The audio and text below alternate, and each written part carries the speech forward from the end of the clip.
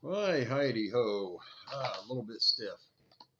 Anyway, I pinched something in my back. Those that know. So my L5, I think is what they call it, is partially severed from the pelvic bone or grossly intact, as the doctors say.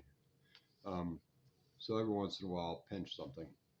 I start lifting heavy stuff and doing too much. But I'm bullheaded. So I'm somewhat self sufficient. I don't like other people to do stuff for me because I like to make sure things are done right. So, anyway, today, a little bit stiff. So, I'm sitting with a heating pad on. But anyway, I'm a glutton for punishment. Went outside this morning and put some new brakes on Kimmy's Chevy Traverse. Oh, that was fun. No, just took it a little bit easy, but got her done. Got her done. Anyway, that's what I did this morning. So, there sits the car with the air compressor still out there. I haven't put the air compressor up yet because that's got to go in the basement. She doesn't have a shed here. We don't have a shed, so I might build a little shed right here by this window because there's kind of like a little offset right there in the driveway. So maybe a little 8 foot by 4 foot shed. Something small enough, but big enough that I could put like a lawnmower in it, an air compressor, and some air tools and sockets and ratchets and carpentry tools and all that good crap. So, I wanted to talk about the law of gender.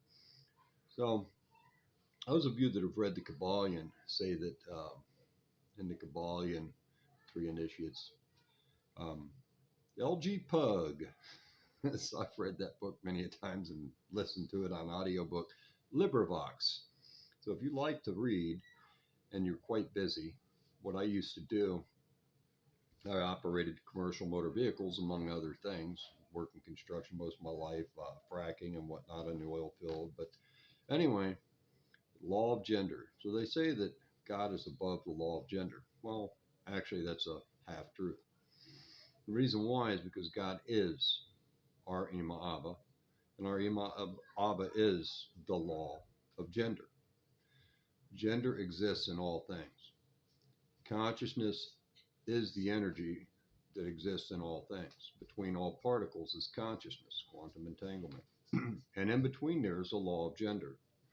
So this gender is going to tell this gender how to react, the particles. So what this particle does, this particle is going to do, but the opposite. So they'll be the mirror image of one another. But anyway, that's the message for today. The law of gender exists in all things, positive and negative.